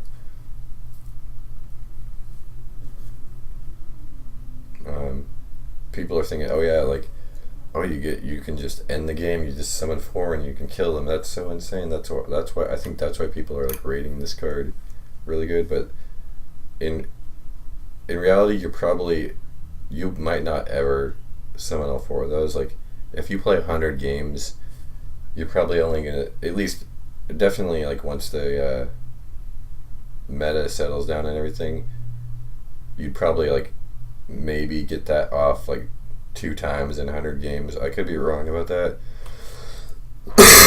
but that's going to be really hard to do, because at turn 10, because that's the first time you're going to be able to cast one, having 4 2/2 survive, because like that first 2/2 has to survive for 4 turns. Yeah, you can buff them, but you're not going to be able to buff all of them. Well, probably not. And then so you have to have one of those 2/2s is gonna have to survive 4 turns. It's not gonna happen. But the reason why it is good is, one, obviously it's just like a straight improvement of your hero power. Like just summoning 1/1s after a while can like get you there and help you trade, but summoning a 2/2 is pretty significant. And at the end of the game, if you just keep summoning 2/2s over and over, that's really good. But that's not even the best part. The best part is just because it does to kill them when they have 4, they have to treat these vanilla 2/2s as if they're a massive threat. So they're gonna have to inefficiently trade constantly. Like they're gonna have to run like 4/4s into your 2/2s when normally you would just like go face and let them trade up. Like even and like so yeah, that's like the big benefit of this hero power is it's gonna force them to cast. They might even have to cast a fireball. Like you might be at the point to where it's like you buffed one up and you have a second one and you just cast a third one, and the only way they have to remove that is to cast like a fireball on a 2/2 or like the buffed one. Like so they're gonna have to like do inefficient trades, and even and after that they're inefficiently trading into your 2/2s, and then you're getting infinite 2/2s. And you get like when you play this, one of the reasons why this is so good is like it has like a lot of impact as you play it. You're getting a guaranteed 5 health, and then if you attack their face in that turn with the weapon, you're getting 10 health. So if you want to just go for straight life gain, you got 10 health. But the chances are they have a board, right? So you're going to be trading the weapon in. So a lot of people are thinking like, oh yeah, it's always getting like you're just gaining 10 health right away. Like now you're probably the thing you're going to be hitting is probably going to be you're probably going to be trying killing like a 5 health minion or finishing off a minion. So you probably won't actually be gaining much health. You'll probably, if you're lucky, you'll be gaining 1 or 2 health because you're going to be killing a mid-range minion. So you can like just assume that you might only be gaining 5 health, but you're going to be removing it. You're either going to be removing a minion and gaining 5 health, or you're going to be gaining 10 health. So yeah, that's why this is pretty insane. And then like Paladin, like already, I mean, control Paladin's already a thing, so we know they can get to the late game. And yeah, like even against like Jade Druid, like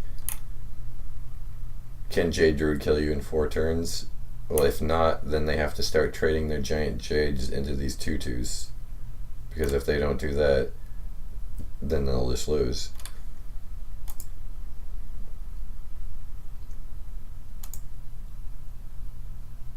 Alright. Yeah, 5 out of 5 card. Meta defining.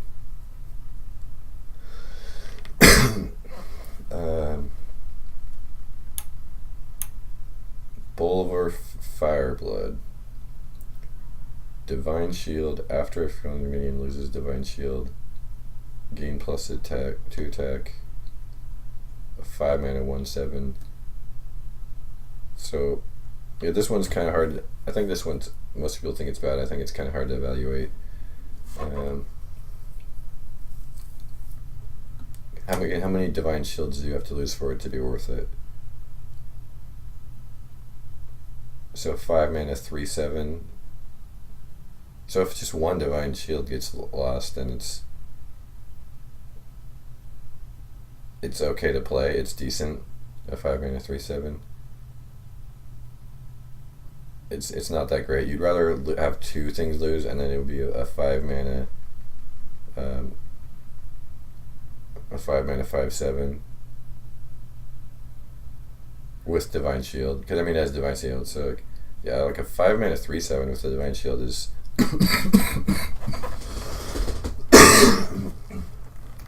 probably good enough, but maybe not. In with the increased power of a lot of these decks, that's probably not good enough. But 5 mana 5/7 with Divine Shield, that's good enough for sure. So the question is like, based on that, can this only be played in like a Divine Shield deck?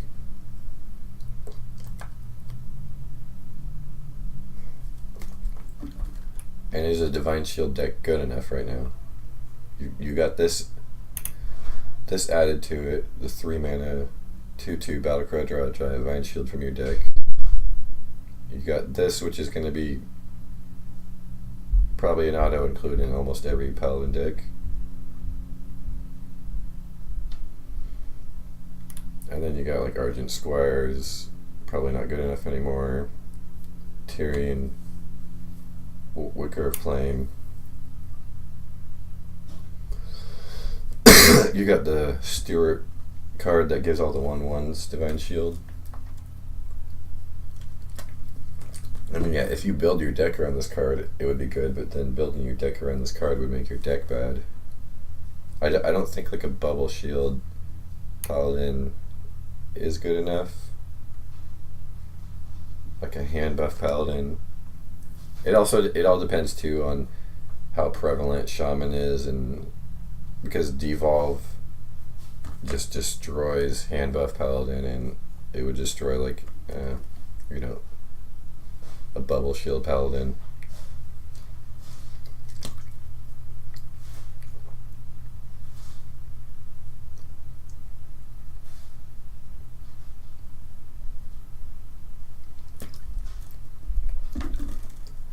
Yeah, there's like it just feels average but I can't decide for sure unless I build a deck. So I'll wait on that. But since I'm talking about Divine Shields, I'll just go to these two and Divine Shield decks.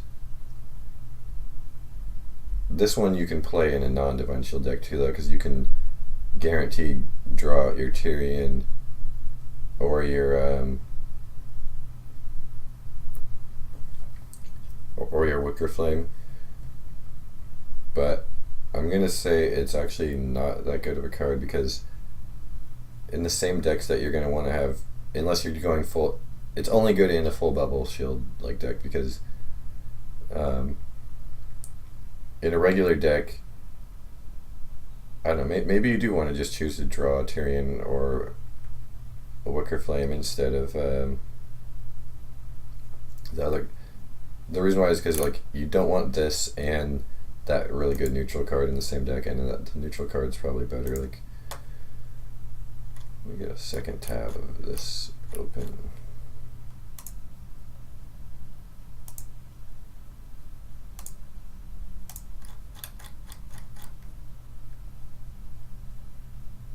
Oh wait, this duplicate.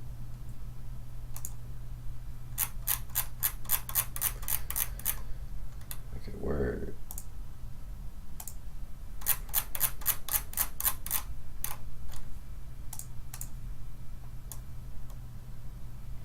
Where are you? Corpse something.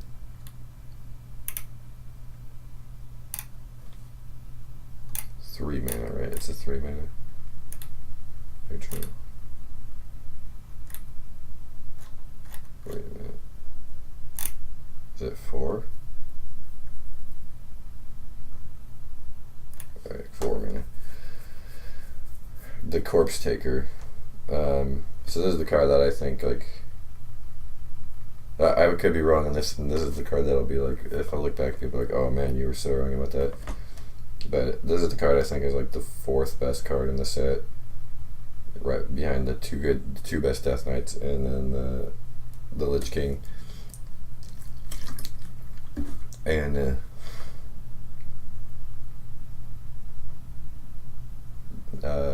yeah, so 4 mana, 3/3. Battlecry, gain taunt if your deck has taunt minion, repeat for Divine Shield, Lifesteal, Wind Fury. So basically in Paladin, that means in Paladin this card is insane, which I'll do like a summary review later. I might as well just review this card. But Yeah, whatever. I'll review it later. But it's all. Sometimes just talking about Paladin. Yeah, you don't want this card and this card in the same deck because then this is gonna draw out your Divine Shield Lifesteal minion or your Divine Shield Taunt minion, and so it's gonna make this card worse. So you would be like on turn 3, you'd be setting up this card to be worse. So that's why I think this card's below average. And then the other Divine Shield minion, yeah, this is just better Argent Squire power creep. Like, not only is this really good early, it's just good early minion.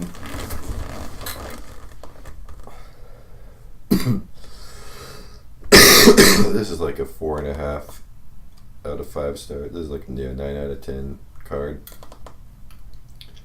So yeah, you play it on turn 1. It can kill any 1/1. It can kill 2 1/1s. It can kill a 3/2. It can stop any minions, period, as they're going to take 2 attacks to get rid of it, or an attack and a spell for a 1 cost. So they have to like 2 for 1 on your 1 cost.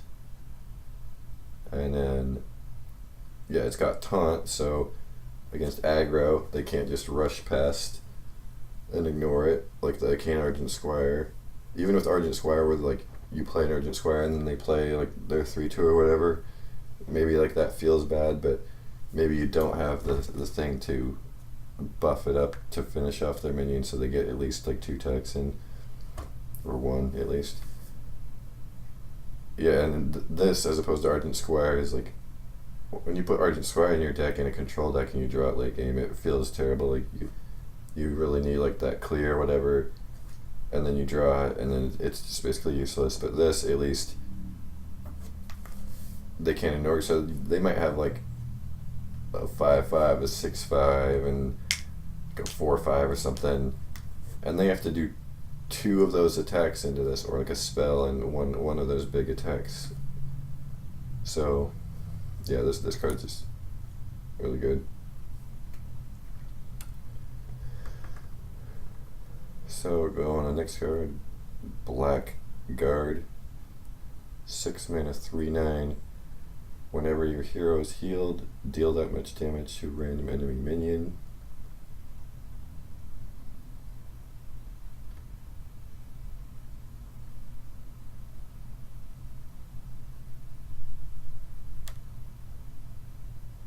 Let me think of this card for a second.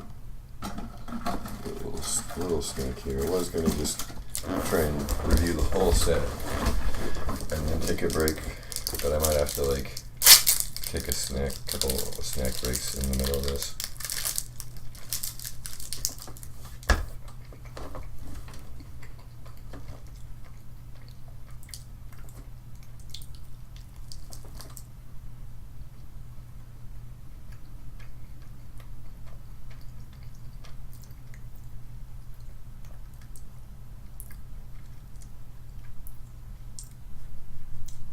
It's kind of difficult to figure out. So as really good survivability, and as it has a low attack for 6 mana, but you mostly just want this to live at least a turn, and which is going to do that. And at 3 mana, if they have to trade multiple small minions, those are going to die. And the big minion is probably not going to kill it just on its own. It's going to take at least 2 things to kill this.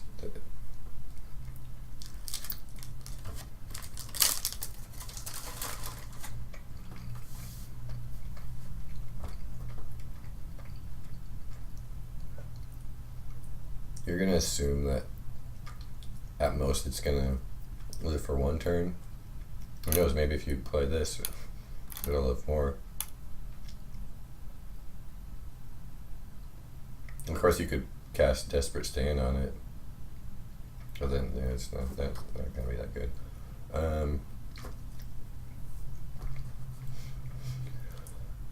Yeah, because I mean, you've got, even if actually, if you on turn 10 you played this and Forbidden Healing, That's 8 damage to a random minion. That's gonna kill almost any minion. But Forbidden Healing will kill almost any minion if this lives. Even if you're playing another minion in combination, but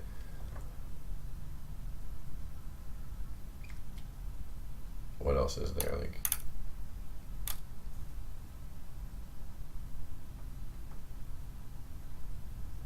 I'm gonna see the mana cost. I need to bring up.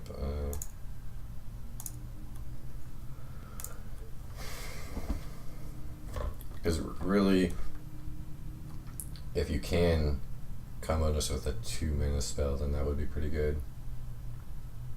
It seems like this is really strong, but it might be it's slow enough to where it's not really strong. Maybe it's just average. I definitely don't think it's bad.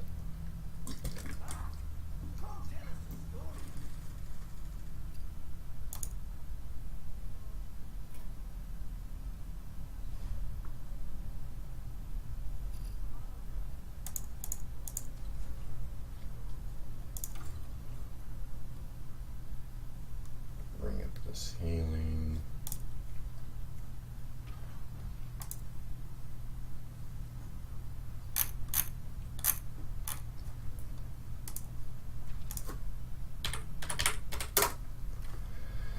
So heal.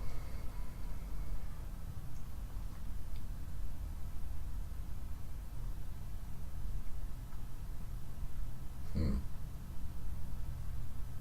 mean, this card's not good, but is it? With that, if you had 2 of those in your deck, would Holy Light be worth it? Probably still not. With Ivory Knight, if you played, yeah, you play on turn 6, you play the other one, and an Ivory Knight could on turn 7. You choose a high cost spell, you're gonna probably kill a minion, and you're healing. Because the one problem with Ivory Knight is like you like lose tempo and board presence.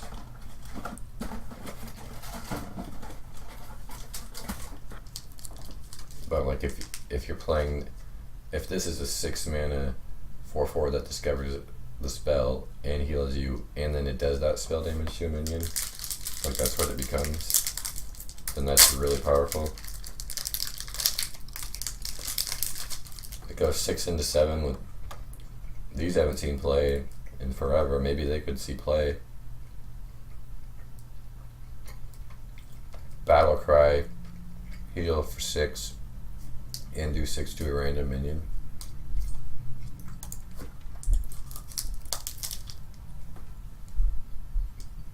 I mean, this is the dream.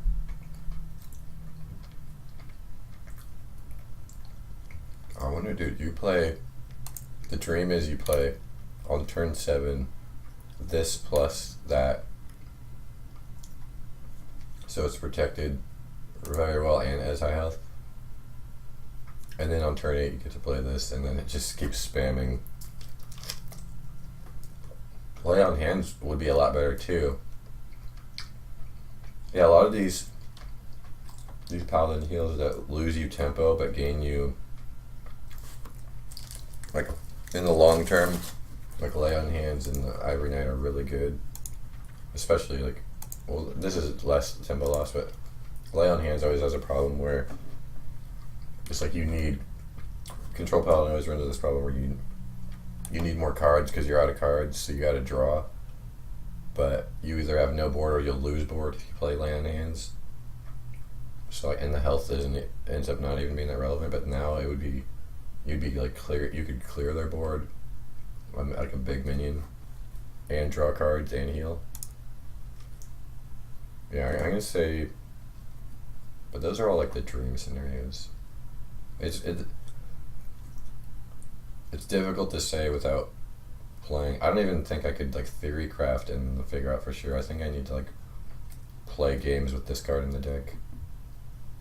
So my initial feeling is that it's good, and it's probably being underrated.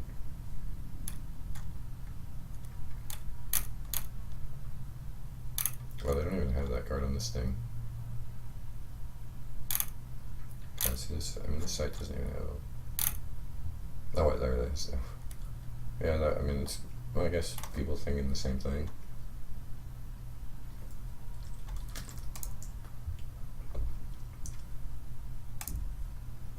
Alright, Light Sorrow. After a friendly minion loses, Divine Shield gain +1 attack.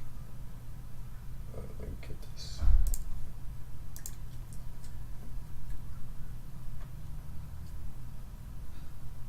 They had said in an interview that when it was 3 mana, it was too strong. So I mean, that's right. Like I had originally thought that this was a bad card, but they were talking about how like it would very often get to like 5 or 7 attack. So I mean, that must have been in a Bubble Shield deck.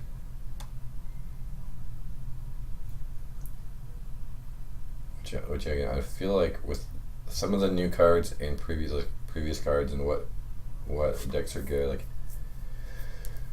devolve,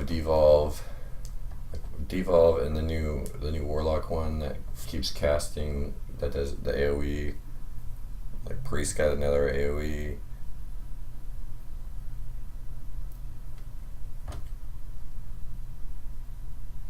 Druid even got an AoE. I feel like the Bubble Shield decks aren't going to be as good. This weapon, yeah. Actually, let's just say you put this in a regular control deck with just Tyrion and with Wicker Flame. Oh, and you would have this too, though. That's a good point. You're already running one more minion than you normally would. So let's. Actually, the question about, like, does this. There's like both of these. I don't know how they work for sure mechanically, because does this get buffed when it's just sitting in your hand, or does it only get buffed? I'm assuming it only gets buffed once you have it equipped. But Bolivar, I actually don't know, like, because the old Bolivar, I believe like it would only get buffed if it was in your hand, right? Not if it's your deck. But this one's the wording doesn't specify, like. I guess it usually minions that get buffed while they're still in your deck too, say like any minions that this happened to this game, right? So it probably has to be in your hand. If this was like in your deck, then this card would be really good. Like if it was just like whenever any Divine Shield minion lost it.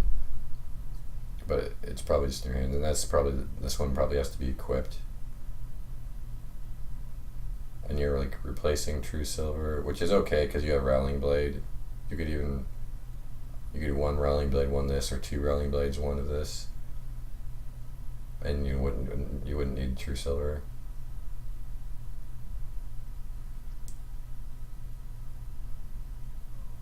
Yeah, I don't feel like it's that good. I'm gonna say it's not good. Still, it's not good, but I'm saying also that I could be wrong on this one. Arrogant Crusader.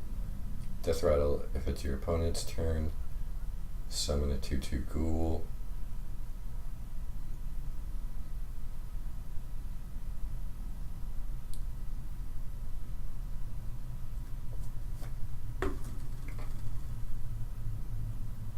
So this card's,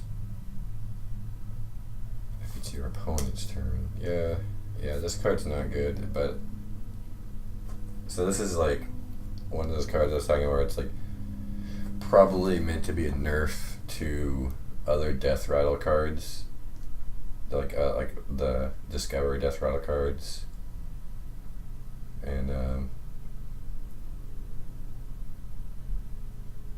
it has to be statted in a way to where if you did put it in like an Enzoth Paladin, like it wouldn't be that good, because like as it is, like even with the Enzoth bringing it back, like that ability is not that good. But like if it had a little bit better stats, like maybe it would just be like but average on playing it just by itself. But if you had played it and then you later brought it back with Enzoth, then like maybe it'd be like a little too strong. But it's weak, because it's like on turn 4 with 2 health. Yeah, it summons another 2 health, so you could, yeah, because even if you had all of its stats at once, 4 mana 7/4. That's like that was never played. That was like the that one pirate never saw play. Then it's just too weak of a health stat line. We already talked about that. Desperate Stand. I think this card's really good. I think it's underrated. People are saying, "Oh yeah, it's just like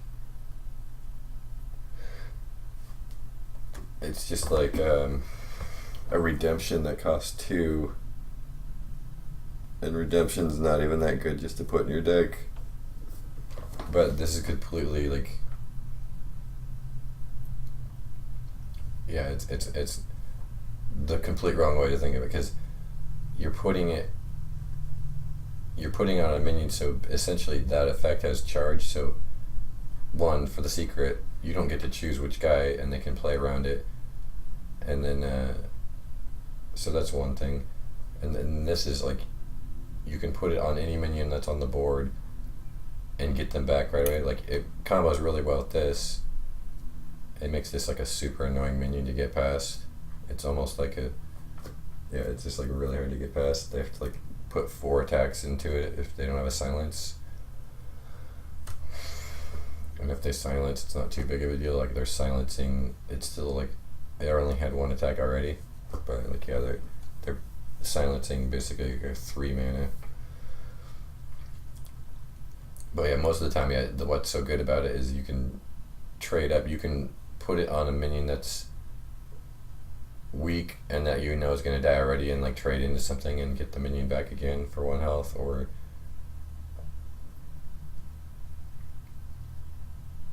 yeah, even like this card that's not good, if you put it on that card, then trade in to something that's like, most things have like 5 or less health around the mid game, so you kill something and you get it back again like right away.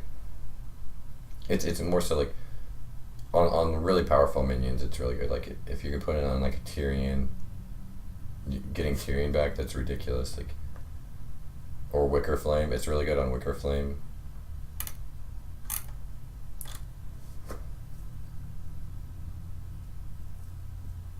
Obviously, you can put it in an Enzoth Paladin. Like, Enzoth Paladin actually got some I mean, you got this, and then this can help you stabilize in that same kind of deck. Or like, this can help you get there with more healing. Okay. Chillblade Champion. 4 mana, 3/2, charge, lifesteal.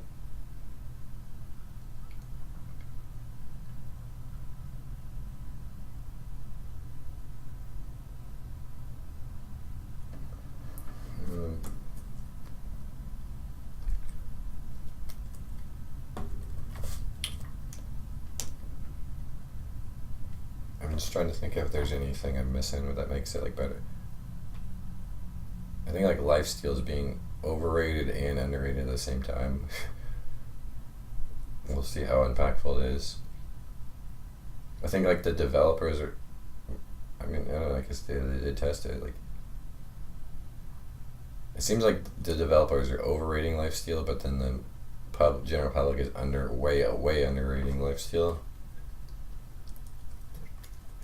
Either way, though, in this body, it's, I don't know, at that cost, I'm gonna say that this card's not good, but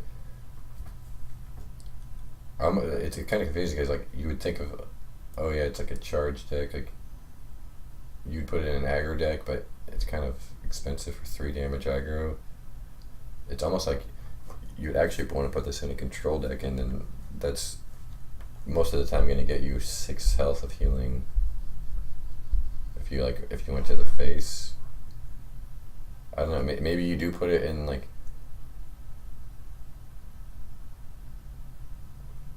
yeah, it doesn't really fit really well in anything. It's like, I guess like, yeah, what if you were playing control and you ran this into like a pirate warrior card, you killed one of their cards and you healed for 3. That's still not that great. Not for 4. Okay, 2 mana spell. Set a minion's attack and health to 3.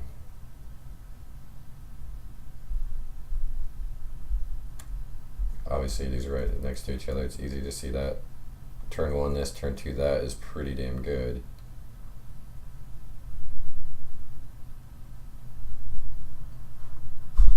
So I mean it's like the keeper of Ulamon keeper, whatever.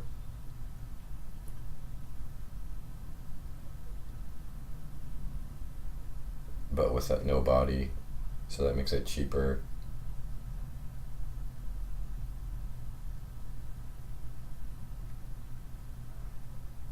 I mean, because you can use this on their big minions. It's a versatile card. I think this card's good. But like, with the keeper also getting a body out of that, like it was more expensive, so you can't combo. It's like what you're trading for is not being able to combo versus having a minion. But I guess with this you could play this and another minion at the same time.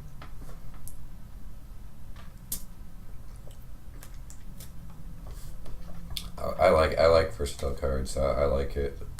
I almost like it more than the Keeper of Ulamon just because of the versatility. I kind of like that more than like the body. But then in a control, if you did it in control Paladin, the body is probably like a little bit better than the versatility. Because what do you put it? Else do you put it on? You could bump up Wicker Flame by 1.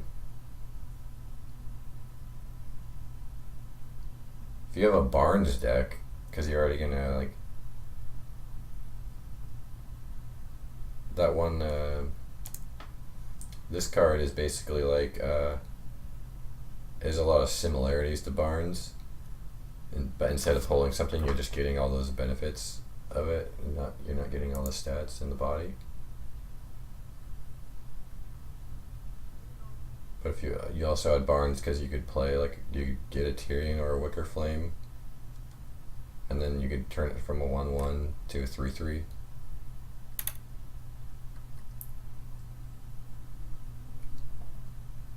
What else could you put it on? Oh, you could put it on. Oh yeah, that's what I glossed over this. If there is a chance, there is a small chance with Uther the Ebon Blade to get the all 4 swords off. I'm gonna try to build a deck like a all-in OTK Horseman deck. It's probably gonna be bad, but the small off chance is that you'd put the Desperate Stand on them, and then like you could also there's like the Prince card that becomes like a 3/3 copy of one of them. I think it's one of the Prince ones.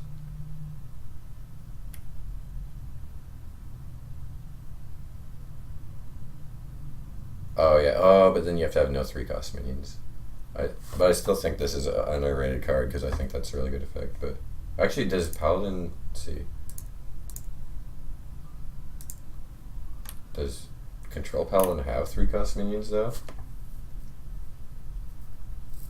I might be able to, in the all-in one, definitely. I think I might be able to fit in. But anyway, you could like do Desperate Stand on one of them, and like you could like copy one of them with this and make it a 3/3 body, and you're like, well, what is it? You have to get all 4. What is it copying the 1?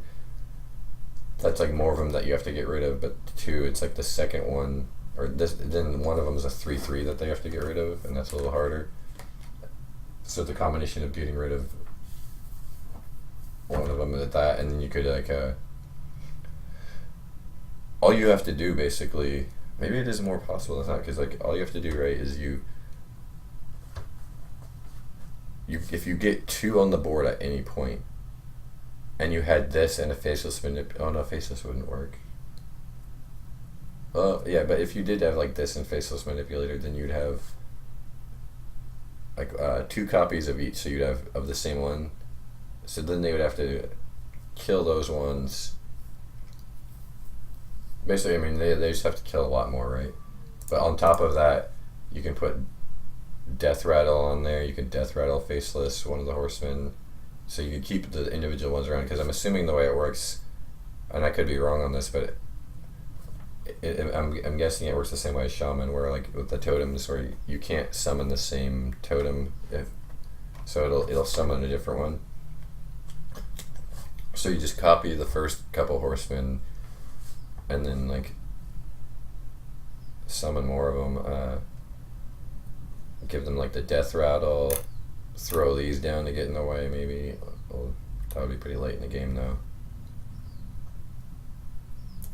Yeah, it's probably not going to happen. Even if you build your deck to get the 4 horsemen, it's very unlikely. But if you do build it, yeah, you could get like these Desperate Stands, and then you could throw an Enzoth in there, so you can bring the horsemen back.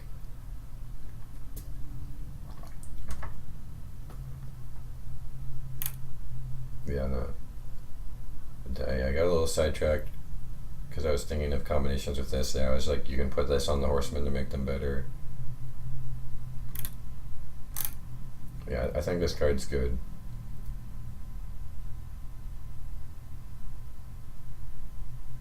But then I mean, Humility just puts an attack to 1. That's only the enemy. You just can buff your guys. Yeah, it's good because you can put it in aggro Paladin, bubble shield Paladin, hand buff Paladin, and then it's like it's a buffing spell mostly in those, and you can still use it to make minions smaller, or you could just put it in your control deck to cast on like a 1/1 token, or you can make their big minions smaller. Alright. I'm gonna grab a granola bar real quick and get right to Priest, but I'll be right back. I'll just put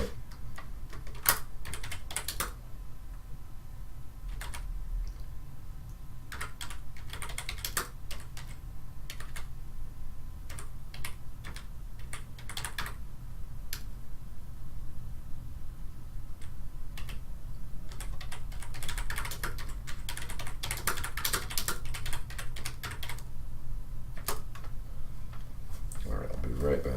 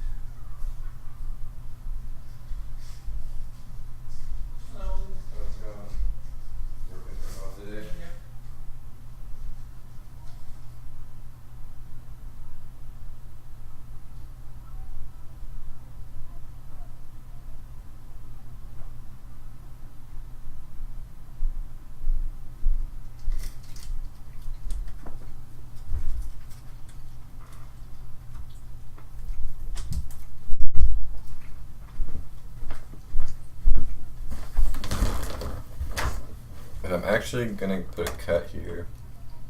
I decided, and just so, because sometimes if you load up one super long video, it's taking longer than I thought.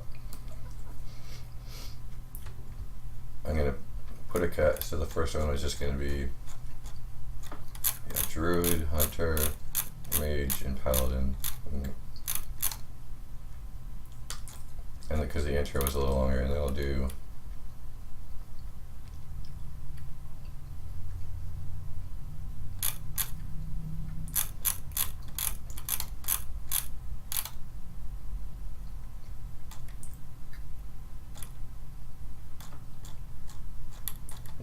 I'll put a little cut here.